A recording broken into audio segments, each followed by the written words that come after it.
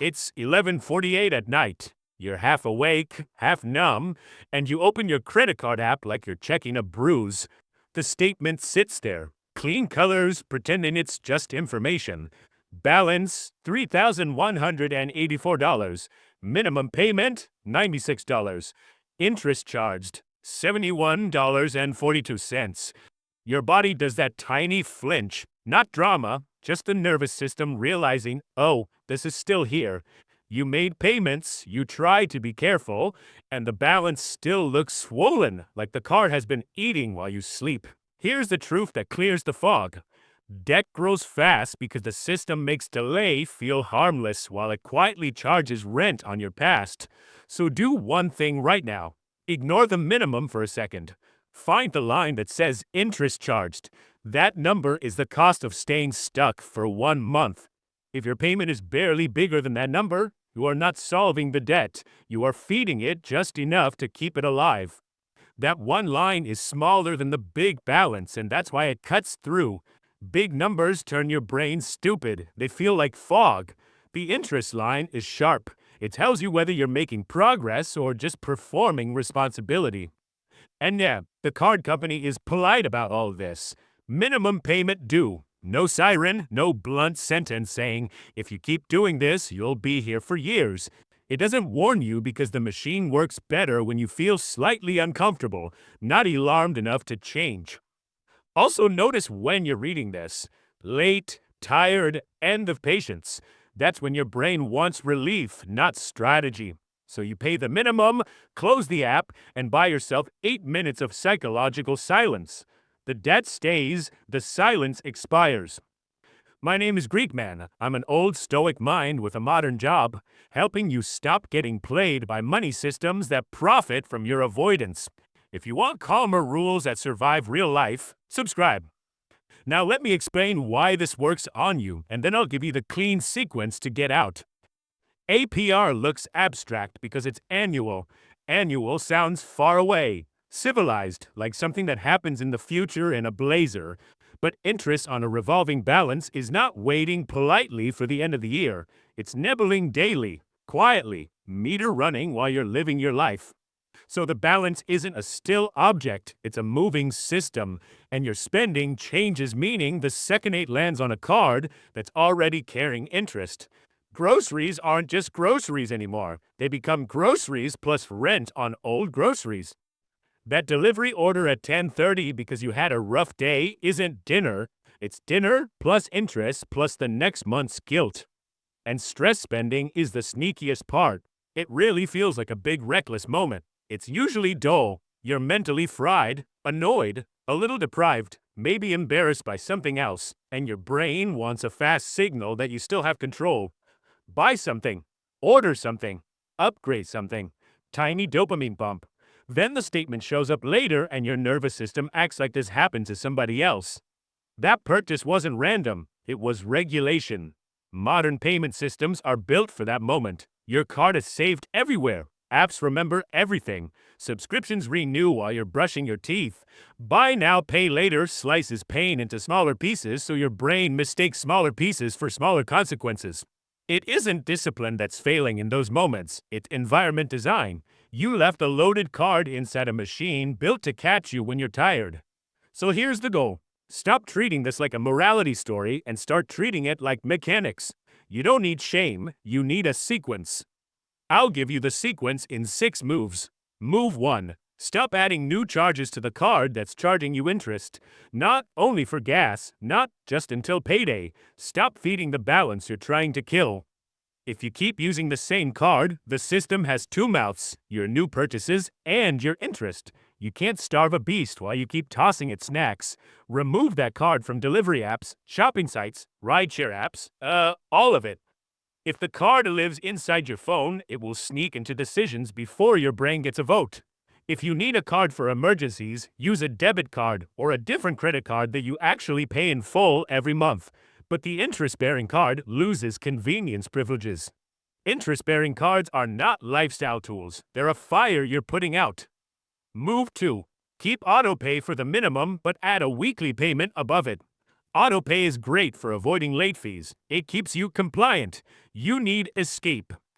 Weekly works better than monthly for a lot of people because it interrupts avoidance.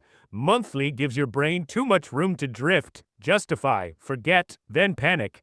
Weekly keeps the debt in view without letting it become background wallpaper. So you pick a day, any day, and you schedule a small weekly payment that's above the interest line. Even $30 a week is $120 a month. You're trying to create movements you can feel. Move 3. Build a small cash reserve while you pay the debt.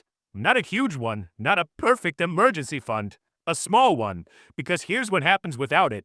You make progress for 3 weeks, then life taps you on the shoulder. Flat tire, pharmacy run, a family thing, and you crawl right back to the same card you're trying to escape.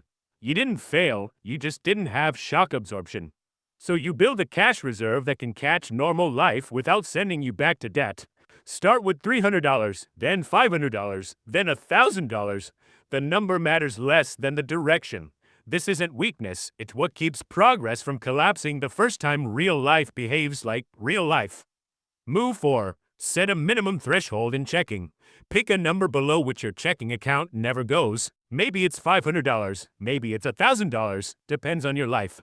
The point is to stop treating zero as your warning sign. Zero is not the warning sign. Zero is the crash. When you have a minimum threshold and a small cash reserve, your brain calms down enough to stop making today decisions that wreck next month. Scarcity mindset shortens your time horizon. A little cash on hand lengthens it again. That's why this works. Move 5. Attack the debt with one clear target, using the interest line as your scoreboard.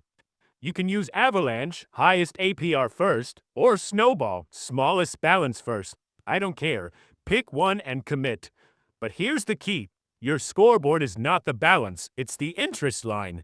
If your interest charge is $71 and your payment above minimum is only $80, you're basically paying rent to live in the debt apartment. You want the extra payment to be meaningfully larger than the interest line so the balance actually shrinks. Every month you reduce the interest line, you're buying yourself less stress next month. Move 6. Fix the relapse trap. Because the relapse is predictable. It hits right when you start feeling better. You make weekly payments for 6 or 8 weeks. You finally see movement. The app looks less disgusting. Your stress comes down, and your brain goes, I've been good. I can use it once. That's the old loop coming back wearing a recovery costume. Do not celebrate debt progress by creating fresh debt. Make the relapse harder. Put friction back into the system. Lock the card in the app. Remove it from your wallet. If you need it open for credit history, fine. Open is not the same as active. Make yourself type the number manually if you truly need it. Friction saves you from versions of you that show up when you're tired and lonely and irritated. And here's a weird truth.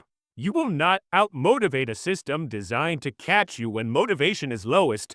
You will out-design it. That's how adults actually win. Now, one more thing. People avoid because pride is expensive too. Call the issuer. Ask if you qualify for a hardship rate or a lower APR. Sometimes they say no, sometimes they don't. Either way, you lose nothing by asking. Paying less to the bank is not a personality flaw, it's a financial skill. If you use a balance transfer offer, treat it like surgery, not permission to relax.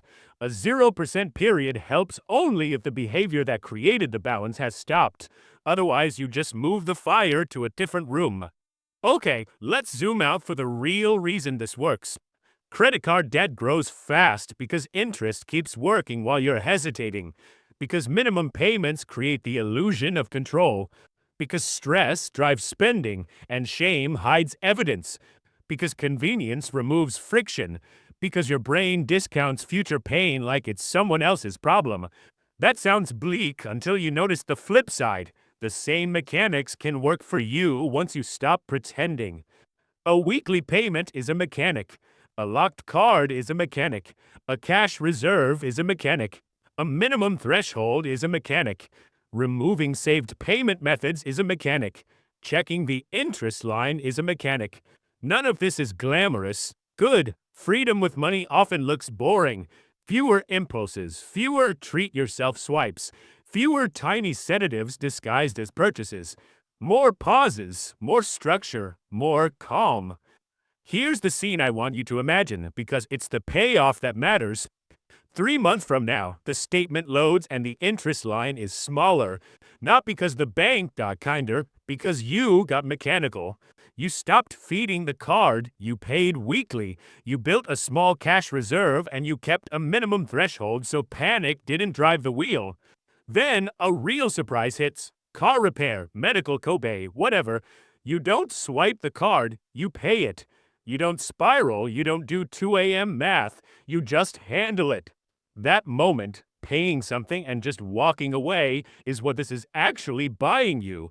Room to breathe. Debt is patient. That's why it wins so often. You beat it by being a little less emotional at the point of purchase and a little more structured after the statement closes.